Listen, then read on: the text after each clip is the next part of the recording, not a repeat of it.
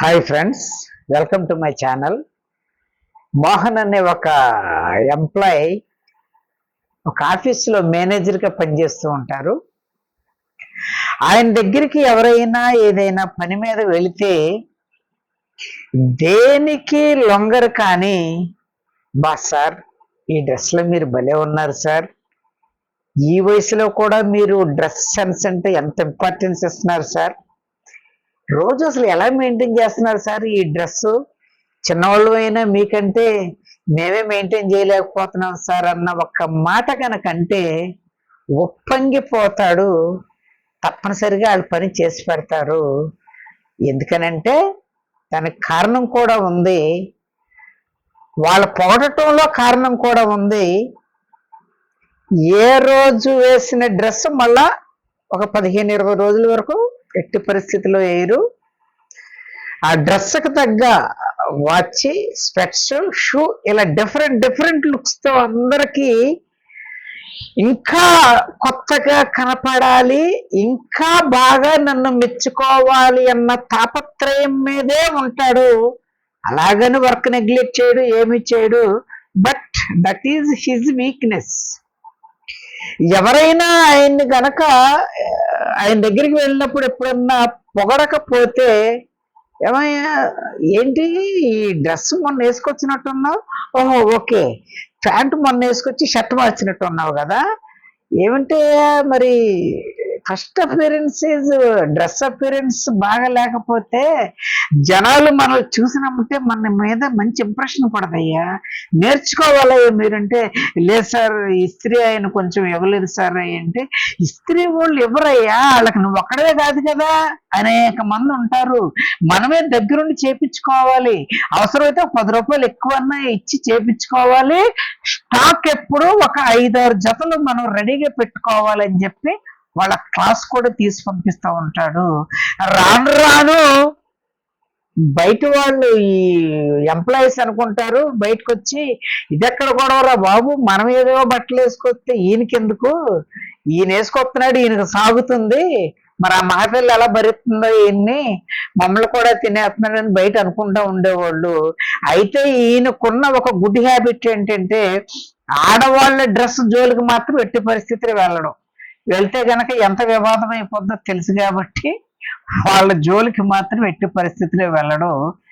ఇలా జరుగుతూ ఉండగా వాళ్ళ కంపెనీ ఎండి ఇన్స్పెక్షన్కి వస్తున్నామని చెప్పి ఇన్ఫర్మేషన్ వస్తుంది 2 రోజుల ముందు. ఆఫీసులో వాళ్ళన్నిటిని ఫైల్స్ని మొత్తం రెడీ చేసుకోమని చెప్తారు. అనుకున్నట్టుగానే వచ్చే రోజు వచ్చేసింది. ఈయన ఇంటి దగ్గర వాళ్ళ భార్యతో, ఈరోజు మా ఎండి గారు లేడీ ఆవిడ వస్తున్నారు, కొత్తగా వచ్చారంట, వచ్చినమ్మటే మన impression, first impression is best impression అని ఎందుకన్నారంటే, మనం కనపడినమ్మటే మనం పని ఎలా చేస్తామని చిటుకులో లెక్కట్టేస్తారు. అందుకోసం అని నాకు బాగా ఇష్టమైన ఈ డ్రెస్ రెడీ చేసి ఉంచు, నేను స్నానం చేసి వస్తానని చెప్తారు. వచ్చినమ్మటే చక్కగా డ్రెస్ అంతా రెడీ అయిపోతూ ఉంటారు. ఈలోపు ఫోన్స్ వస్తూ ఉంటాయి. సార్ మేడం గారు పలానా ప్లేస్లో ఉన్నారంట, దగ్గరికి వచ్చేస్తాను, నేను కూడా వచ్చేస్తున్నాను అనేటప్పటికి కరెక్ట్గా ఇంకొక 10 minutesలో ఈయన బయలుదేరుతా కనుక ఫోన్ వస్తుంది.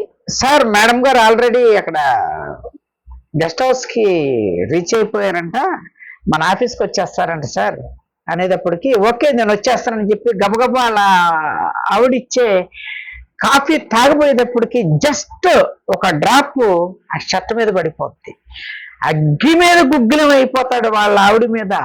బుద్ధుందా లేదా, ఎంతో ఇష్టపడి కష్టపడి నేను ఈ డ్రెస్ వేసుకెళ్దాం అనుకుంటే కాఫీ ఇచ్చేటప్పుడు చూసుకోక్కర్లేదంటాడు. పాపం ఆవిడ తడిగుడ్డు పెట్టి గబగబా క్లీన్ చేస్తే ఆ మచ్చపోద్ది. అసలు ఏం కనపట్లేదు కదండి వేసుకెళ్ళిపోండి, నార్మల్ మచ్చ నీకు కనపడదు, పని కట్టుకుని ఎదురు చూసేవాళ్ళు అనేక మంది ఉన్నారు నన్ను ఆఫీసులో, వాళ్ళకి కనపడద్ది, నా మేడం కూడా కనపడద్ది అని చెప్పేటప్పటికి వెంటనే ఆ డ్రెస్ మార్చేసరికి, సార్ మేడం వచ్చేస్తున్నారంటే చెప్తా, నేను కూడా వచ్చేస్తున్నాను, గబగబా ఇంకో డ్రెస్ చక్కగా రెడీ అయిపోయి టకటక ఆఫీస్కి వెళ్ళిపోతారు. వెళ్ళటం పక్క బాక్స్ లో ఉన్న ఒక బొకే తీసుకోవటం, స్టాఫ్ అంతా గేట్ దగ్గర రెడీగా ఉంటారు. ఆవిడ కూడా కారులో ఎదురు రావటం, ఈయనకి వెళ్తమే తరువాయి అనుకున్న టైంలో అప్పటి వరకు బాగా బురదతో నిండిన ఒక గేద పడుకొని ఈ కారు సౌండ్కి లేచి వెళ్తూ వెళ్తూ తోకను ఒక్కసారి చక్కగా అలా విదిలిచ్చి వెళ్ళిపోద్ది. వెంటనే బొకే మీద, ఈయన ఎదర షర్ట్ మీద మన ఇండియా మ్యాప్ పడిపోవటం, ఆవిడ కారులో నుంచి దిగటం. ఈయన్ని చూసి, ఏంటి మేనేజర్ గారు మంచి బుర్రతో స్వాగతం పలుకుతున్నారు, ఈ లెక్కలో మీ ఆఫీసులో ఫైళ్ళన్నీ కూడా దుమ్ముపట్టేసి ఉంటాయి అనేటప్పటికీ వెనక వాళ్ళందరూ నవ్వుతారు. ఈ నెల తల దించుకొని, మేడం అనేటప్పటికీ, ఓకే ఏం పర్వాలేదు, నేను కూడా బాగా జర్నీ చేసి వచ్చి టైర్ అయిపోయాను, నీకు ఒక అరగంట నేను కొద్దిగా రెస్ట్ తీసుకుంటా ఉంటాను, నువ్వు ఇంటికి వెళ్ళి డ్రెస్ మార్చుకో వచ్చేసేద్దడికి. అమ్మ బతికిచ్చిందిరా మా తల్లి, పక్కనే కదా ఇల్లు, గబగబే వెళ్ళిపోదు, మార్చుకొచ్చేద్దాం, టక టక టక టక మన ఇంటికి వెళ్ళిపోతాను. ఇంటికి వెళ్ళి ఏ డ్రెస్ ఎలా వేసుకోవాలని ఆలోచించుకుంటా వెళ్ళి చూసేటప్పటికి ఇంటికి తాళం వేస్తుంటది. ఇదేంట్రా తాళం వేసిందని వాళ్ళ ఆవిడకి ఫోన్ చేస్తే 4 సార్లు తర్వాత ఎత్తి, ఏంటండి ఈ టైంలో వచ్చి ఫోన్ చేశారేంటంటే, లేదు నువ్వు ఎక్కడికి వెళ్ళావు అంటే, లేదండి నేను సరుకులు కొందామని వెళ్ళాను అంటే, ఎంతసేపు పడుతుందంటే, నేను ఇప్పుడే ఆటోలో వెళ్తున్నాను, వచ్చేటప్పుడు 1 గంట పడద్దు అనేటప్పటికి పిచ్చెక్కిపోద్ది దీనికి.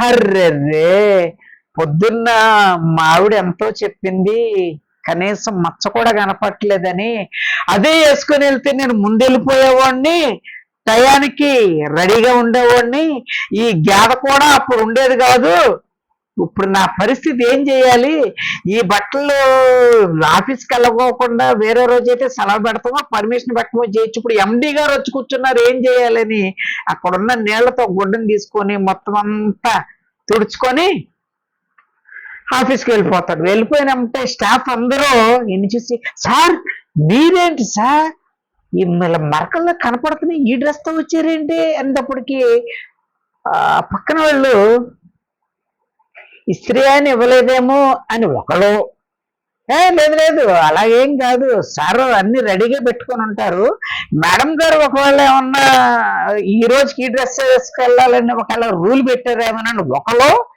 ఇంకొకరు అలాంటిది ఏమీ లేదు, సార్కి ఈ డ్రెస్సే కలిసి వస్తుందేమో ఈ రోజు, అందుకోసమే ఈ డ్రెస్ వేసుకొచ్చారని రకరకాలుగా స్టాఫ్ అంతా ఒక గుండు సూత్తో గుచ్చినప్పుడు ఎలా పోట్లు ఉంటాయో అలా పోట్లు పొడుస్తూ ఉంటే ఆయన కుర్చీలో కూర్చుండిపోతాడు. ఏం చేయాలరా భగవంతుడా అని.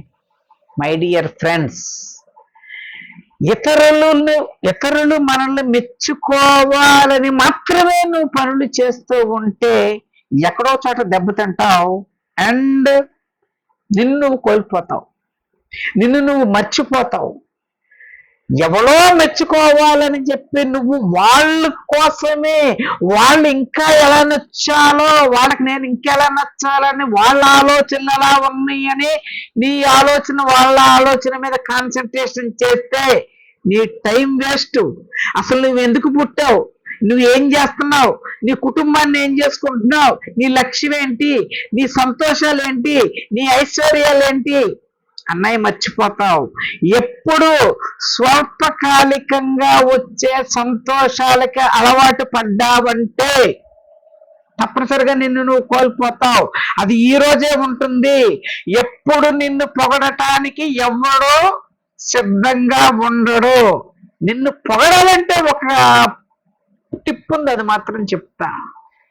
నీలో ఉన్న నైపుణ్యం ఏదైతే ఉందో ఆ నైపుణ్యం ద్వారా రోజు రోజుకి మెరుగుపరుచుకుంటూ నువ్వు అందులో గనక సక్సెస్ సాధించగలిగితే నీకు కనపడకపోయినా నిన్ను పొగిడేవాళ్ళు, నిన్ను మెచ్చుకునేవాళ్ళు, నిన్నే రోల్ మోడల్గా ఊహించుకునేవాళ్ళు కోట్లాది మంది ఉంటారు నువ్వు బతికే ఈ చిన్న కాలంలో. కానీ మనకు స్వల్పకాలిక సంతోషాలకే అలవాటు పడిపోతున్న ఈ రోజుల్లో అసలు సంతోషం ఎక్కడ నుంచి పుడుతుందో అని కూడా మర్చిపోయాం. అసలు సంతోషం అనేది మనలోనే పుడుతుంది. మనలో ఉన్న నైపుణ్యాల్ని మెరుగుపరుచుకొని దాన్ని చూసి అనేక మంది ఇన్స్పైర్ అయితే నచ్చుతుంది. అసలు హ్యాపీనెస్ అంటే అది. కానీ డ్రెస్ వాళ్ళు ఉంటుంది, రేపు పోద్ది. ఆ స్టాఫ్ ఈ రోజు ఉంటారు, రేపు ఉండరు. కానీ రోజు నిన్ను పొగిడించుకోవాలని చేసే ప్రయత్నం మాత్రం నీకు ఎప్పుడు ఆటంకమే, గర్వభంగమే. అందుకోసమని తాత్కాలిక సుఖాల కోసం వెయిట్ చేయకుండా, ఎవరో నిన్ను పొగడాలని చెప్పి వాళ్ళ కోసమే నువ్వు పనులు చేయకుండా నిన్ను నువ్వు పొగుడుకో. నీలో ఉన్న నైపుణ్యాన్ని తీసి మెరుగుపరుచుకో. You are a legend. Thank you very much.